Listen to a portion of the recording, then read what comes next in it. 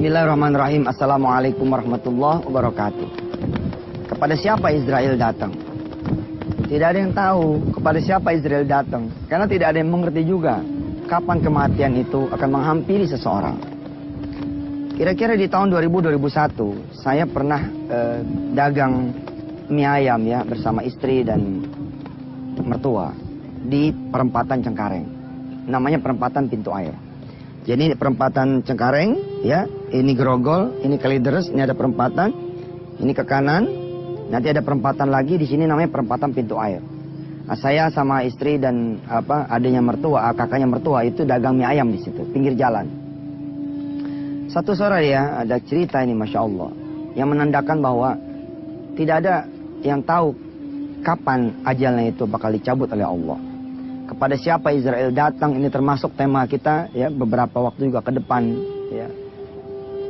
Untuk menyadarkan kepada kita bahwa masalah kematian ini bukan masalah nomor urut, tapi nomor cabut. Kalau sudah dicabut oleh Allah Subhanahu wa taala ya sudah wassalam. Mau tempatnya di kamar mandi, mau tempatnya di pinggir jalan, mau tempatnya di ruang tamu, mau tempatnya di gudang, mau tempatnya di atas genteng, dan dengan cara apa juga tidak ada yang tahu. Satu sore itu ada seorang ayah ya mengendari sepeda. Di depan batang sepeda itu ada tempat duduk kecil buat bayi. Lalu kemudian anak yang umur kira-kira 1 tahunan, 2 tahun itu didudukan di situ di batang sepeda. Terus dia jalan menyusuri dari mulai perempatan Cengkareng sampai ke perempatan Pintu Air. Israel ada di situ. Israel ada di situ mengikuti. Terus jalan ya sampai sini ya. Ketika Israel ada di situ, siapa yang diincar kira-kira? Bapaknya kah? Atau anaknya? Ternyata Israel terus membiarkan orang ini jalan. Jalan sampai perempatan Pintu Air di mana saya dagang di situ. Ya. Tadinya arahnya tidak berlawanan karena ada 2 sisi, yang satu dari arah bandara, yang satu dari arah Cengkareng ke bandara. Nah, begitu kemudian sampai perempatan Pintu Air, si bapak ini ngelawan arah. Ngelawan arah, dia susurilah pematang sawah, sisian sawah. Dia jalan naik sepeda gitu. Kemudian terantuk batu sepedanya. Begitu terantuk batu, anak ini jatuh. Nah, yang satu ini kan berlawanan arah nih. Mobil dari sini nih, bung, bung, bung gitu. Anaknya jatuh, pertanyaannya kira-kira. Bila Israel pun mengikuti ada di situ, kira-kira siapa yang nanti akan dicabut nyawanya oleh Israel? Si bapaknya ini kah? Atau anaknya sudah jatuh? Bila saya kemudian membuat kuis buat seluruh pemirsa yang melihat tayangan ini, yang melihat rekaman ini, yang mengikuti pengajian ini. Bila ada kuis, siapa yang meninggal dunia, yang dicabut oleh Israel? Juga tidak ada yang tahu. Apakah si ayah atau si anak? Beberapa di antara saudara akan mengatakan, oh pasti yang dicabut itu nyawa anaknya. Karena anak ini jatuh. Mobil tuh kecepatan tinggi gitu. Tapi ternyata salah. Yang dicabut oleh Israel adalah ayahnya. Si anak itu ngambil, jadi berhenti karena sepedanya terantuk batu. Si ayah itu ngambil anaknya ini dengan maksud supaya kemudian anaknya ditaruh lagi. Tapi kemudian palanya yang berjarak beberapa senti saja bedanya dengan pala anaknya. Itu yang disambar dengan kendaraan. Lalu kemudian ayah ini meninggal seketika. Pemirsa yang dirahmati Allah. Wajar kalau kemudian Allah SWT mengingatkan kita setiap saat. Terutama setiap salat Jumat. Ya ayyuhalladzina amanu taqullaha haqqa tuqatih. Wa la tamutunna illa wa antum muslimun. Jaga diri, jaga akhlak. Kapan saja kita siap dipanggil oleh Israel. Mudah-mudahan Allah mewafatkan kita dalam keadaan husnul khatimah. Kadang-kadang kita tertawa, kita menangis, tanpa kita tahu kapan kita berakhir tawa kita. Dan kapan kemudian kita berakhir tangisan kita. Ada orang-orang yang dicabut nyawanya oleh Allah Subhanahu wa taala dalam keadaan dia tertawa. Ada juga yang dicabut nyawanya oleh Allah Subhanahu wa taala dalam keadaan dia menangis. Saudara-saudara yang dirahmati Allah, kita masih melanjutkan pembahasan kepada siapa Israel ini datang. Tidak ada yang tahu kepada siapa. Saya punya tetangga ya yang kemudian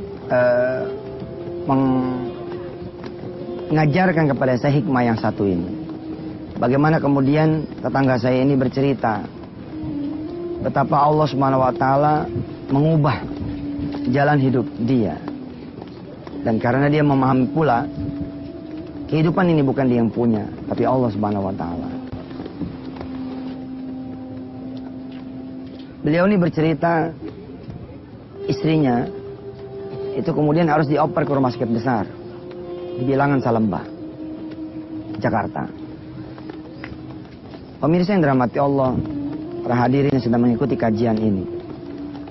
Andai kemudian saya mengatakan kepada pemirsa semua dan kepada saudara-saudara semua, Israel ada di keluarga ini, mengikuti si ayah, si ibu yang akan melahirkan. Pertanyaannya, siapa kira-kira yang akan dijemput nyawanya oleh Israel? Sekali lagi, tetap tidak ada yang tahu. Si ayah dan si ibu ini ya dioper ke rumah sakit besar di Salemba. Israel kemudian tetap mengikuti. Rupanya tidak mengambil di bidan. Ceritanya begitulah, dia ngikut nih. Ke Cipto. Sampai di Cipto, Israel ada di sana. Kira-kira kalau pertanyaannya kemudian diulang, siapa yang bakal dijemput oleh Israel di kamar bersalin itu? Bahwa jangan-jangan memang disitulah lokasi kemudian kematian salah seorang hamba Allah. Tapi lagi-lagi, tidak ada juga yang bisa menjawab, apakah betul bakal si ayah, apakah betul bakal si ibu karena dia udah mau melahirkan, atau anaknya yang tidak bisa lahir, ya karena mati di dalam, atau anaknya yang lahir setelah keluar di luar. Tetap tidak ada yang tahu. Kenapa? Karena ayah, ibu, dan calon jabang bayi ini bukan satu-satunya yang ada di situ. Tapi akan ada dokter yang silih berganti datang ke ruang bersalin. Akan ada juru rawat. Akan ada orang-orang yang kemudian datang menjenguk. Bukankah Israel tidak ada yang tahu dari kita siapa yang Israel itu akan ambil nyawanya? Masih misteri pemirsa. Masih misteri ini para hadirin rahmati Allah yang mengikuti kajian wisata hati. Allah Subhanahu wa taala merahasiakan kematian. Salah satunya adalah untuk membuat kita terus berada di dalam kebaikan dan kebaikan. Jangan pernah berada dalam keburukan. Alhamdulillah ternyata Israel belum beraksi. Si ibu ini kemudian melahirkan. Ketika si ibu ini melahirkan, ayah, ibu, mertua laki, mertua perempuan, adik, kakak, teman semua saling berusaha untuk mengunjungi lahirnya sang jabang bayi baru ini. Israel ada di situ. Sekali lagi tetap tidak ada yang mengerti siapa yang bakal dicabut nyawanya. Karena boleh saja buat Allah Subhanahu wa taala mencabut nyawa si ponakan misalkan atau sang ayah punya mertua ini datang di situ dicabutnya, nggak ada yang tahu. Tapi inilah ceritanya pemirsa. Tadi kalau pemirsa merhatikan, saya ceritanya begini kan. Sahabat saya bercerita bahwa istrinya, berarti ada yang masih hidup nih. Siapa yang masih hidup? Udah pasti adalah ayahnya, suami dari sang istri ini. Ternyata, ya setelah semua keluarga ngumpul, sang ibu yang baru saja melahirkan kepengen istirahat. Apa kata si ibu ini kepada suaminya? Apa kata si istri ini kepada suaminya?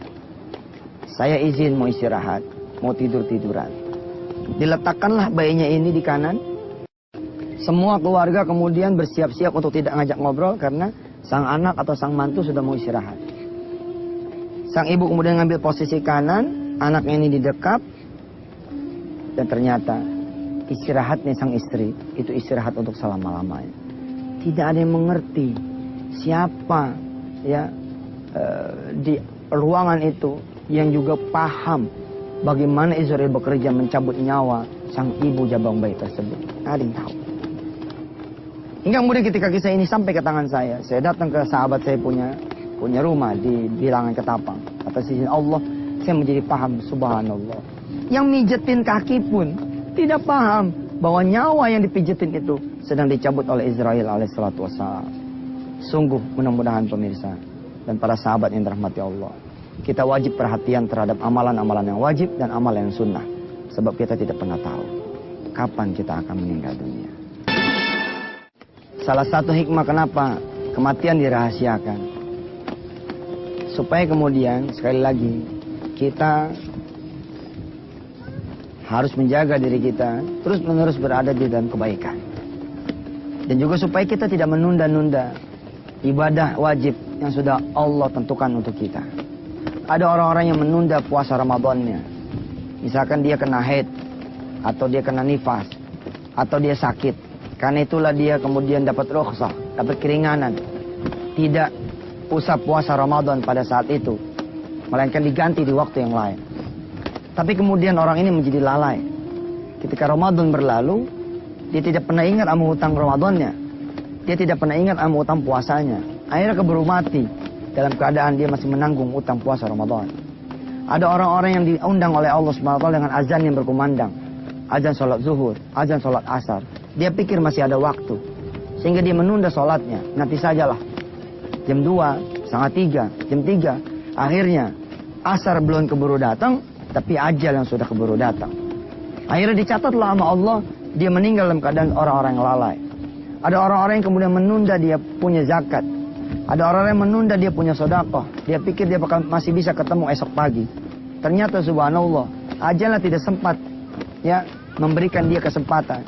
Ya, idza jaa ajaluha la yastakhiruna sa'atan wa la yastaqdimun. Enggak bakal itu datang ajal ya dalam keadaan tertunda bila kemudian ajal itu memang sudah mendatangi kita. Saudara-saudara yang dirahmati Allah, masih dalam tema kepada siapa Israel ini datang. Saya ingin bercerita bagaimana kemudian suasana gembira, suasana haru, suasana suka kemudian berubah menjadi suasana sedih. Kematian ini kan identik ya dengan kesedihan. Kematian ini identik dengan kehilangan. Wala nabluwannakum bisyai'in minal khaufi wal ju'i wa naqsin minal amwali wal anfusi, kekurangan. Allah akan uji kita. Suatu saat kita akan kehilangan orang yang kita cintai. Masih di Ketapang ya, ada seorang guru punya keluarga, anaknya akan ada yang kedua, istrinya akan melahirkan anak yang kedua. Tapi Israel ada di situ. Israel ada di rumah guru tersebut.